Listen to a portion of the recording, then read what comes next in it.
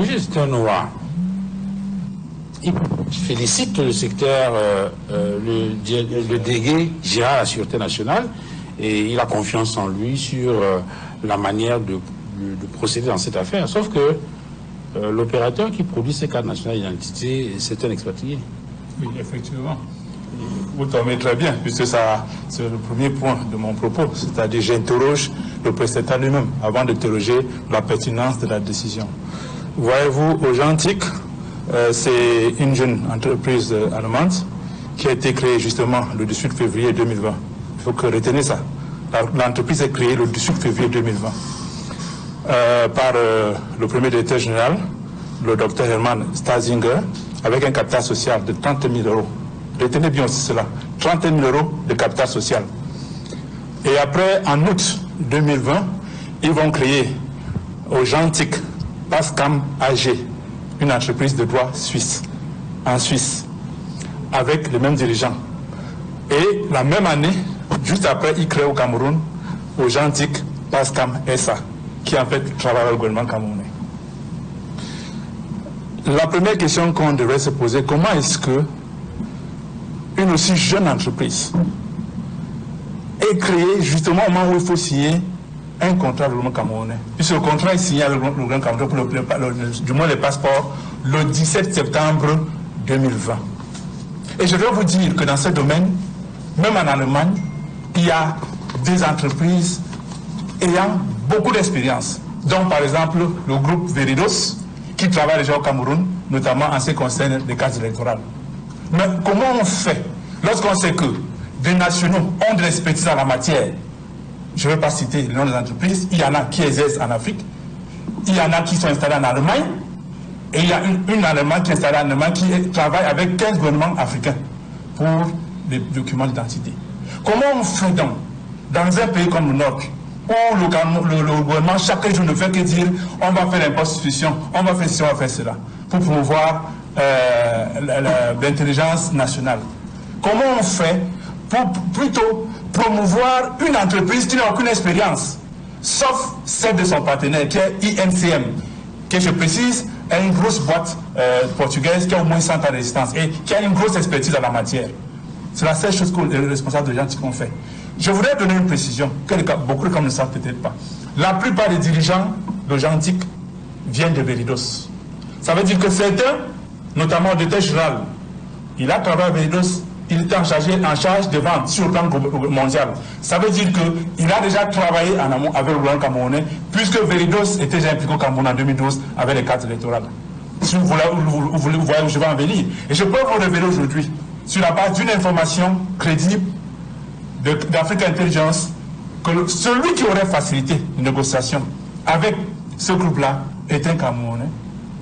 Consultant spécial, c'est comme ça que l'article le présente, d'une unité d'élite au Cameroun, je ne sais laquelle. Donc, cela vous laisse voir toute une mafia terrible. On vous dit, voyez, j'ai une entreprise, 30 000 euros de capital. Je parie qu'à sa création, elle ne vaut pas l'entreprise de compatriote allemande qui est spécialisée dans la matière, elle ne vaut même pas celle qui est installée en Côte d'Ivoire. Je ne vais pas citer le nom, beaucoup savent de qui je parle. Elle ne vaut pas à sa création, sans aucune expérience en dehors de s'être associée avec INCM. Voilà toute son expertise. Maintenant, c'est pour dire quoi? Pour dire qu'on... Nous, on est en train de dire que l'affaire de 15 000 là, les Camerounais sont en bande organisée pour détourner 15 000. C'est pas le prix avec une société qu'on a créée en 2020. Voilà, exactement. C'est ça qu'il veut dire. Et c'est pas seulement ça. Je sais que précis, il faut que je suis clair. C'est-à-dire qu'on veut voler aux citoyens. Mafia. Et je continue. C'est ça que le MS. Lorsque ici, cet accord sur le contrat du passeport en 2020, eux-mêmes, c'est-à-dire le consortium authentique NCM présente cela comme un contrat d'une valeur de 131 milliards de francs CFA. 131, il faut bien retenir, 131 milliards de francs CFA. Or, ils investissent, ils ont bien dit eux-mêmes qu'ils vont investir dans le cadre de ce projet 52 millions d'euros, c'est-à-dire 130 milliards de francs CFA.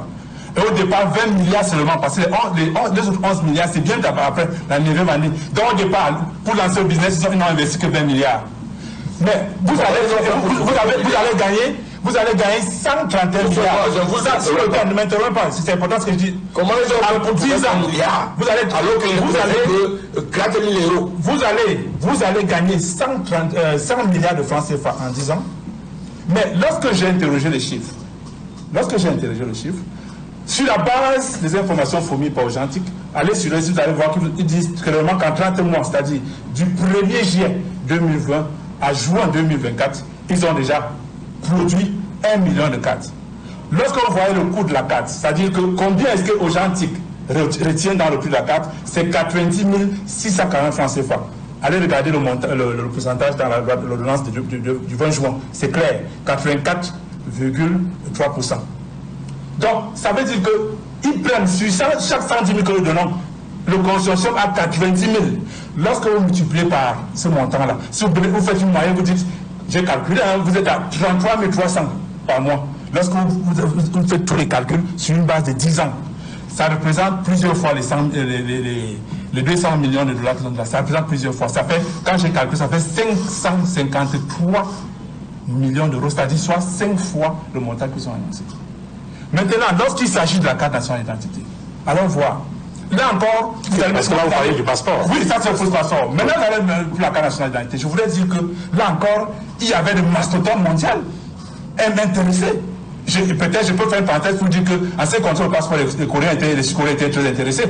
D'ailleurs, le Premier ministre, lorsqu'il a fait le Cameroun, n'a pas manqué de le rappeler. Lorsqu'il a fait le Premier ministre camerounais, il avait bien rappelé. C'est pour dire que tout le monde sait quelle est l'expertise des Sud-Coréens à la matière. Pour la carte nationale d'identité, je le précise, il y avait pas mal d'entreprises mondiales. Je cite Permel, vous avez Veridos, qui est une entreprise allemande, vous avez Mühlbauer, en allemand, vous avez Zemlex et Zetex de Belge, vous avez Thales, que tout le monde connaît déjà, ils étaient au Cameroun, et Demia, qui sont des groupes français.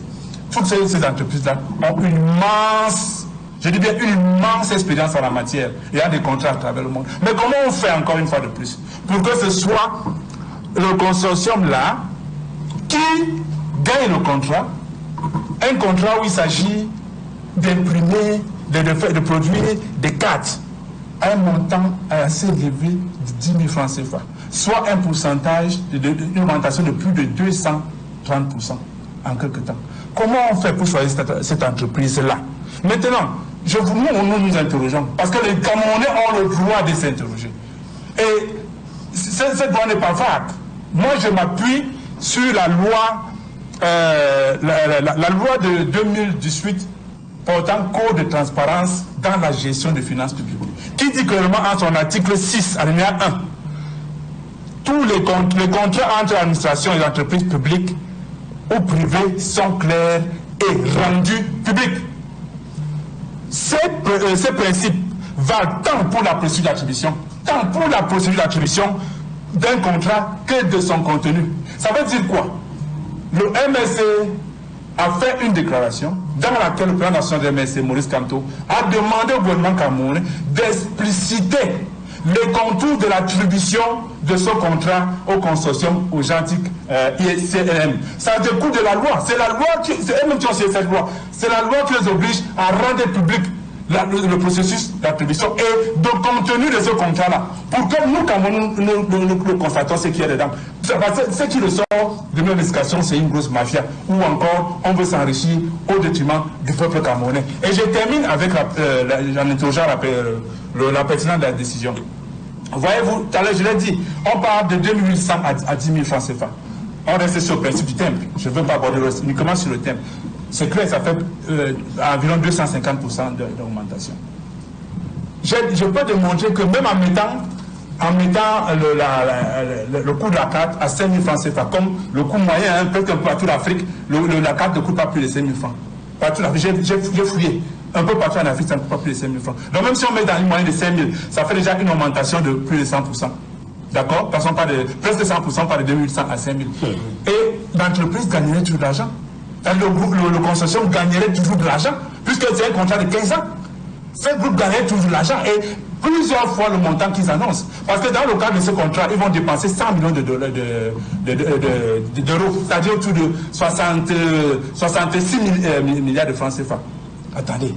Or, en faisant la carte à 5 000 francs CFA, à 15 ans, ils vont gagner au moins 2-3 fois ce montant-là. Pourquoi est-ce qu'on ne peut pas mettre la carte à 3 000 francs pour faciliter, avec cette production en espèces, pour faciliter l'accès à la carte? Parce que, il faut le dire, la loi sur le 042, 19 décembre 1990, sur la carte nationale d'identité claire, en son article 1er alinéa 2, vous avez obligation, pour tout citoyen d'âge d'au moins 18 ans, d'avoir sa carte nationale d'identité. Donc c'est l'expression de la citoyenneté, c'est l'affirmation de la nationalité. Et nous, au MSC, nous disons clairement que un document d'identité est même un acte de souveraineté. Parce qu'il faut être un État souverain pour produire une carte nationale, pour produire un passeport. Donc c'est un acte de souveraineté. Comment est-ce que donc, maintenant, on veut priver la majeure partie de la population d'un acte qui confirme sa citoyenneté, sa nationalité? C'est la question que nous posons. Parce que les Camerounais qui ne pourront pas avoir les 10 000 pour le temple, ou au total 15 000, n'auront pas de carte. Et le professeur... Dans le moyen, vrai. J'ai dit 5 000, on aurait pu accepter 5 000. J'ai été clair. Et je termine. Avec 5 000, on réalise, ça c'est clair. J'ai démontré ça, ça c'est clair. Si même les gens qui veulent, ils viennent me voir, ils vont leur montrer qu'ils peuvent le faire. Et je précise encore, quand on a la volonté, n'est-ce pas, d'aider ces populations, surtout que nous sommes à la veille d'une élection présidentielle, on peut se dire, la carte nationale est une pièce maîtresse pour avoir la carte électeur. On peut prendre une mesure qui permettrait au maximum de Camerounais d'avoir la carte nationale, comme on l'a fait au Tchad. Au Tchad, le président de transition a pris une décision rendant la carte nationale d'identité gratuite pendant 6 mois. Et il a me reconduit ça 2 mois après, ça fait autant de mois. Pourquoi est-ce que, pour au moins permettre aux Camerounais de s'inscrire maximum sur liste, pourquoi est-ce que le chef de l'État, Paul Biya, ne peut pas prendre aujourd'hui un décret consacrant la gratuité de la carte, ne sera que pendant 6 mois, pour permettre à nos parents, nos frères, nos cousins qui sont majoritairement dans les zones rurales d'avoir la carte. Il ne faut pas qu'on prenne l'exemple des Camerounais qui, la plupart du temps, les militants ou parents des militants des RPC qui s'empiffrent avec la fortune publique, qui vont chaque soir dans les grands restaurants dépenser les 5 millions, les 10 millions, tout ça. On ne peut pas prendre l'exemple de ce genre de personnes. On peut parler du citoyen moyen. Le citoyen qui est dans les zones rurales, vous avez parlé du Belstino tout à l'heure, il va parler de la veuve, je laisse même, lui il a parlé du Belstino, il a dit en 3 jours, il peut économiser 15 000. Mais comment il fait déjà pour fonctionner? Puisque pour alors qu'il achète la moto. C'est sa recette. D'accord. Déjà, comment fait-il pour avoir la recette? Comment fait-il? Laissez-moi terminer. Comment fait-il pour avoir la recette? Parce que déjà, pour acheter sa moto, il doit présenter sa carte nationale d'identité. Pour payer l'assurance, il doit présenter sa carte nationale. Il n'a pas de carte. Comment il fait pour avoir la moto déjà, afin de pouvoir économiser ces 3 000 par jour? Il n'a pas obligé de répondre tout de suite. Alors, Edmond Kanga, sur cette question-là, on voit bien qu'il n'y a pas que la carte nationale d'identité. Hein. Lorsqu'on parcourt cette ordonnance-là, on voit qu'en dehors de cette question de carte nationale d'identité, il y a les cartes consulaires qui viennent plus chères, il y a les visas d'entrée et même de sortie. Et du coup, la question que je pose, c'est celle de savoir, est-ce que ce n'est pas parce que l'État a des difficultés à mobiliser de l'argent qu'il est obligé de faire une sorte de pression fiscale financière chez les populations pour collecter de l'argent et pouvoir assumer ses missions régaliennes? Voyez-vous, cette décision, elle interpelle le gouvernement. Et elle est très mal appréciée sur le terrain, c'est-à-dire au sein des populations, que ce soit la classe politique, que ce soit la société civile. Je n'ai pas encore entendu, partout où je passe depuis que cette décision est sortie, des informations qui vont dans le sens de l'apprécier par rapport à la vie chère, par rapport au niveau de vie des Camerounais, par rapport à beaucoup d'informations qui sont publiques que nous connaissons sur le plan national et international. Par exemple, vous savez qu'il y a au Cameroun plusieurs millions de citoyens qui ne peuvent pas se permettre de manger un plat de nourriture par jour. Ça a été démontré par des instituts locaux, l'Institut national de statistique. Ça a été démontré par les institutions de l'ONU, notamment les institutions qui s'occupent du programme alimentaire mondial, qu'on ne vit pas au Cameroun, on vit que plusieurs millions de Camerounais vivent avec moins d'$1 par jour. Et c'est à ces Camerounais-là, notamment ceux qui sont majoritaires, c'est la jeunesse qui est majoritaire au Cameroun. C'est-à-dire entre 18 ans et jusqu'à 35 ans. C'est la partie des Camerounais les plus majoritaires au Cameroun, à qui est exigée comme une obligation légale l'obtention d'une carte nationale d'identité. Et voyez-vous, vous vous rendez compte, et le professeur Beck a bien fait de le souligner, c'est les parents qui sont en peine. Ce sont eux qui vont payer. Or, les parents qui ont les moyens ne sont pas très nombreux. Hein. C'est une minorité. Le Cameroun, c'est un pays qui n'a pas de classe moyenne. Il y a des personnalités très riches et des populations très pauvres. Et depuis que nous sommes devenus un pays pauvre, très endetté, et que la vie chère augmente d'année en année, et avec toutes les informations que vous avez données tout à l'heure sur le niveau de la vie et l'incapacité pour les Camerounais de manger un plat par jour, je trouve que cette décision est très mauvaise. Et l'une des caractéristiques de la mauvaise décision, c'est que c'est une ordonnance. C'est une ordonnance présidentielle. C'est-à-dire que le débat n'a jamais été ouvert au Parlement. L'ordonnance est prise dans le domaine de la loi. On impose aux populations un texte pour lequel ils ne sont pas prêts à se plier. Or, il me semble que dans des conditions aussi difficiles où nous vivons au Cameroun, il lui était important que l'Assemblée nationale et le Sénat débattent de cette question-là. Parce que c'est une question urgente. Parce que la pression fiscale sur le citoyen est mortelle. Je dis est mortelle. Ça ne touche pas seulement les parents, ça touche les enfants, ça touche toutes les classes sociales. Nous passons aujourd'hui, je me rends compte aujourd'hui que le Cameroun était connu depuis au moins 1998 et 1999, où on a été champion du monde de la corruption 2 fois, comme un pays très corrompu, et un pays qui ne respecte pas le mérite et la compétence. Aujourd'hui, j'ajoute à cela que le Cameroun est un pays qui cultive et entretient non seulement la division, mais l'exclusion sociale.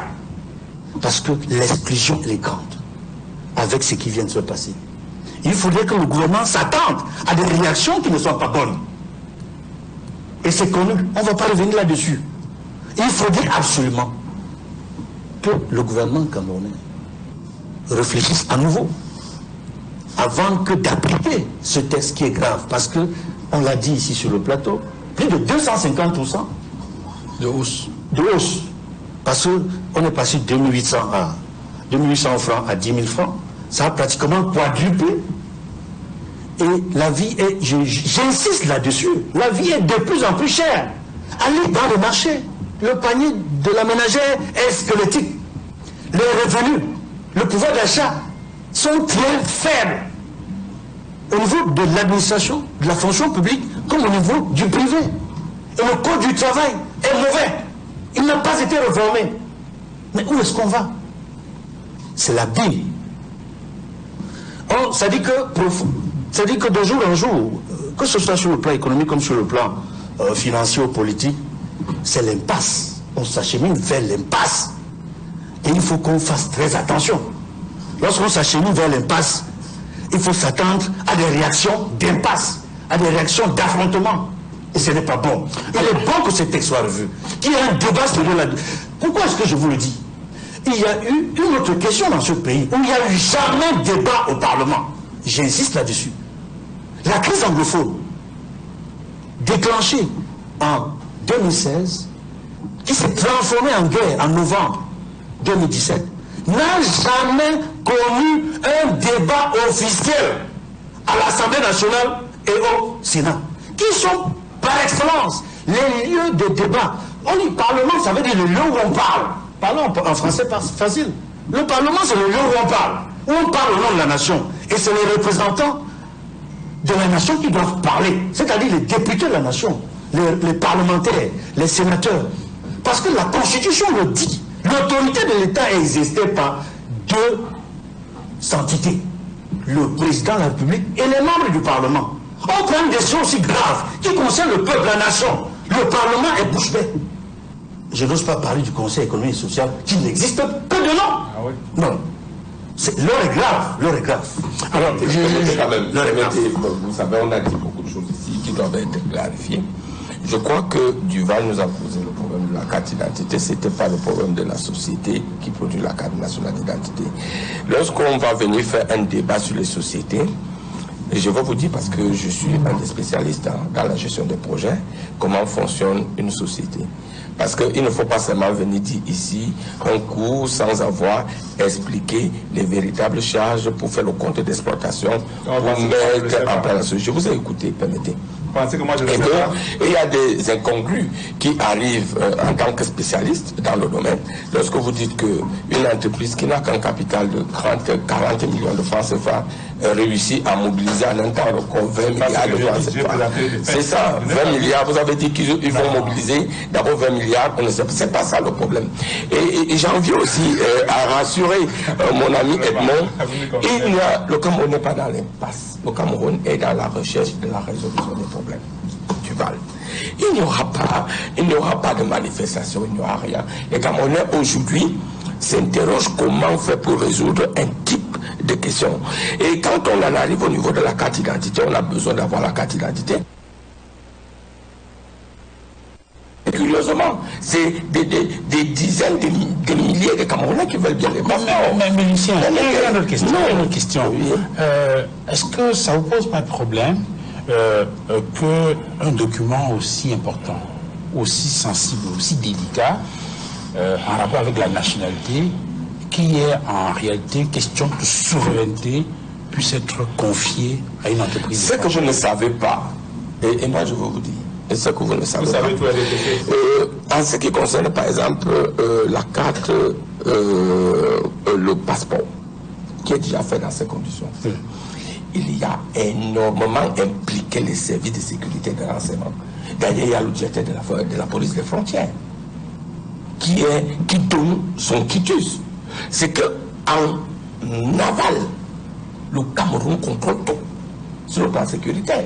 Les autres qui viennent, c'est pour la production sur le plan de la digitalisation, produire la pièce. Mais en ce qui concerne les informations restent camerounaises. Vous savez que aujourd'hui, même quand vous êtes à l'étranger, Marseille, je ne sais pas Paris, quand vous voulez faire la carte, le passeport, vous faites identifier à Marseille, mais on envoie toutes les informations au Cameroun. C'est la base de données qui est concentrée au niveau de la direction de la police des frontières, de la direction de l'immigration, qui centralise les données et qui vous donne le quitus. À ce moment-là, ces personnes-là ne sont plus dans la manœuvre. Et ils sont là pour produire la pièce. Mais le reste des informations est concentré et sécurisé par le Cameroun. Ils produisent le document sans avoir accès aux informations. Non, ils n'ont pas. Non, vous avez les informations, mais maintenant il y a d'autres codes. Quand vous partez, qui sont mis, ils ne sont pas là. Ils nous favorisent pour la mise en place, pour la production. Alors je voudrais dire, Duval, c'est parfois incroyable que aujourd'hui, nous avons un problème de carte nationale d'identité. Et nous le savons tous. Nous partons dans les postes d'identification. Les Camerounais n'ont que les récépissés. On fonctionne dans un pays avec des récépissés. Mais lorsque, une fois le gouvernement veut résoudre le problème, on commence à nous parler de la mafia, de la société, des gens qui sont derrière, etc. Mais qu'est-ce que vous voulez finalement au fond? Que ce gouvernement ne fasse plus rien pour que Edmond vienne à dire que nous partons dans le pessimisme, nous partons dans l'impasse. Qu'est-ce que nous voyons? Le Cameroun est en train de résoudre les problèmes. Qu'est-ce que vous voulez même finalement? Que nous restons les bras croisés et que finalement rien n'est fait. Mais lorsque c'est fait et que c'est bien fait, ça ne vous arrange pas. Vous en venez à critiquer. Alors mais j'ai dit aux Camerounais, il n'y aura jamais d'impasse, il n'y aura jamais de manifestation. Edmond, ça je vous mets au défi. Les Camerounais vont payer leur carte nationale d'identité. Les Camerounais seront fiers qu'en 48 heures qu'ils aient leur carte nationale d'identité. Maintenant les sociétés qui les produisent, invitez-nous dans une émission qu'on voit comment effectivement on met en place une société, qu'on fait ce qu'on appelle appel d'offres. Est-ce que M. Noir peut nous démontrer aujourd'hui que toutes les sociétés qu'il a explicitées aujourd'hui ont fait l'appel d'offres, ont répondu à l'appel d'offres du gouvernement. Qu'est-ce que vous en savez pour en arriver à l'établissement de la prise d'une telle décision? Il y a les mécanismes qui sont mis en place. Alors moi je conclus en disant, parce qu'il faut savoir Duval, que quand le RDPC vient dans votre chaîne de télévision, tous sont des opposants. Le RDPC a quand même le droit de répondre. Et vous me donnez juste 2 minutes, vous dites très bien. Et les autres en parlent à des heures totalement différentes. Non mais laissez le RDPC répondre. Quand monsieur Noir a parlé, j'ai chronométré, il a parlé 25 minutes. Non, c'est moi le régulateur. Lucien, s'il vous plaît. Permettez. Lucien Bidima, il fait une mise au point. Oui. C'est moi qui fais la police du plateau. S'il vous plaît, permettez que je termine. C'est moi qui fais la police du plateau. C'est moi qui ai le chronogramme. Et c'est mon chronogramme qui compte. Voilà. Mon chronomètre qui compte. Sauf que... Non, il n'a pas parlé 25 minutes. Sauf que... Je sais comment j'organise le débat. Sauf que... Permettez que je donne la parole. Non, mais sauf que, eux tous là, ils critiquent le gouvernement, ils critiquent le RDPC. Mais donnez quand même un peu de temps pour que nous arrivions. Alors, mais je vais chuter. Je vais chuter. Oui, Lucien. Ce problème de quartier national d'identité est un problème d'ordre sécuritaire. Très bien. Et le Cameroun a pris à bras le corps de résoudre ces problèmes d'ordre sécurité qui aujourd'hui nous polluent la vie, qui aujourd'hui on se retrouve avec des Camerounais qui n'ont pas de carte et qui ne peuvent pas faire un certain nombre d'opérations. Maintenant, par rapport à la société qui va régler le problème, je ne peux pas venir ici vous dire, mettre en doute le ministre Barganguel, au moins vous le savez. Très bien, merci. Il n'est pas là pour participer à des bandes organisées pour quoi que ce soit. À son âge, on ne fait plus ça. Monsieur Noël, il faut moins respecter la personnalité de la personne qui a pris cette décision. C'est une bonne décision. Nous ne sommes pas dans l'impasse. On n'ira pas dans la rue et la carte nationale d'identité sera produite. Merci, Lucien. Je voulais juste dire que cette théorie de la victimisation-là, ça ne marche pas. Alors, Jean, professeur.